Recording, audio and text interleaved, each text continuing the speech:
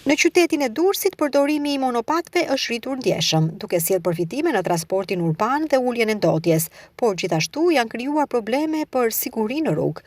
Trafiku i ngarkuar dhe mungesa e infrastrukturës përkatëse porisin mundësitë për aksidente dhe rrezikshmëri për përdoruesin e monopatëve, këmbësorët, por dhe drejtuesit e automjeteve të tjera. Megjithëse monopatët ofrojnë një mundësi transporti të shpejtë dhe shumë efikase, shumë përdorues nuk i respektojnë rregullat e trafikut dhe ndodh gjithmonë që të përfshihen në aksidente. Një nga arsyet kryesore të rritjes së aksidenteve është dhe mungesa e infrastrukturës së përshtatshme për to. Në qytet ata nuk kanë kursi të veçanta. Ekspertët sugjerojnë që të ndërmerren masa të menjëhershme për të përmirësuar sigurinë, si ndërtimi i hapësirave të dedikuara për monopatët, rritja e ndëshkimeve për përdoruesit që nuk respektojnë rregullat dhe organizimi i fushatave edukative për qytetarët.